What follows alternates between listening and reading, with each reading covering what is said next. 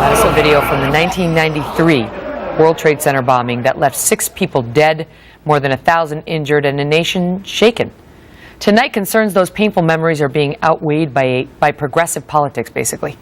The convicted terrorist, known as the Blind Sheik, accused of inspiring that attack, was actually put behind bars for plotting to bomb multiple New York City landmarks. After he was sentenced to life in prison, he was banned from any communication with the outside world, because this is what terrorists do. But Attorney Lynne Stewart, who represented him, violated the rules. And she was convicted in 2005 of helping smuggle messages from the convicted Blind Sheik to his terrorist groups abroad. Supposed to be behind bars until 2018, she was. And now, she is a free woman, thanks to a helping hand from the administration.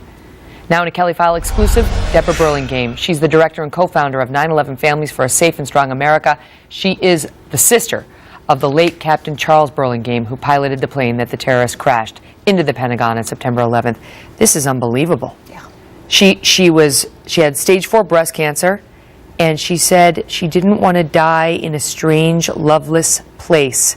So, pursuant to a request by the administration, the judge said, off you go, and now she is a free woman. It's supposed to be released in 2018. That's right. And she's been campaigning or trying to get out on compassionate release for some time. She's had cancer for a number of years, and she was actually in remission at one point. They expect her to live another 18 months, maybe less.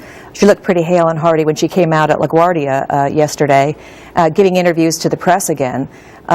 She is a remorseless woman. She calls the Blind Sheik, whose followers have maimed, mutilated, killed dozens and dozens of people in an effort to get him released. She calls him the hero of the Mujaheddin. And she did more than get messages out. She facilitated actual meetings between the Blind Sheik and his lieutenants, if you will, impersonating a translator inside the maximum prison where he was being held.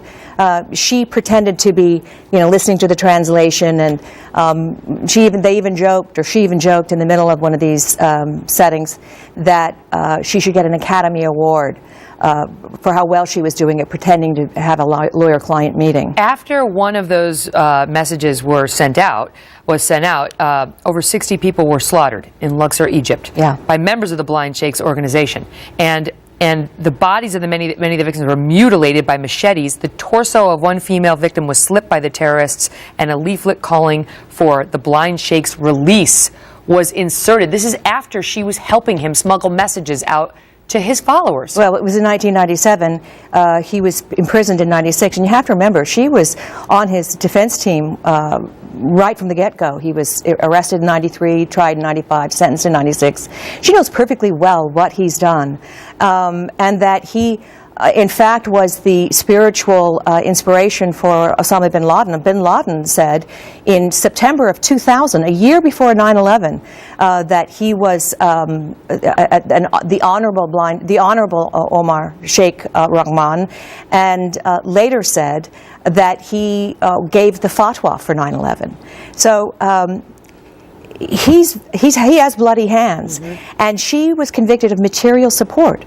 So I should correct myself. So she helped him after that happened, with the people calling for his release, knowing that this happened in Egypt. She helped him, nonetheless. Well, she was, and now is asking for her for compassion for her. Yes, and it's true. I watched the video of her being interviewed at LaGuardia. I think is where she came in. Talked about my beloved New York. It's so great to be here.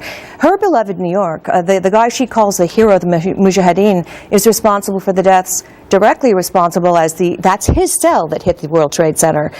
6 people. Why would they do that? And a 7.5-month-old unborn baby was blown to pieces in the garage of that place. Why would the administration, because they have to do this through the Bureau of Prisons, controlled by the DOJ, why would they help her? Well, you have to remember that the Attorney General has a big say in this.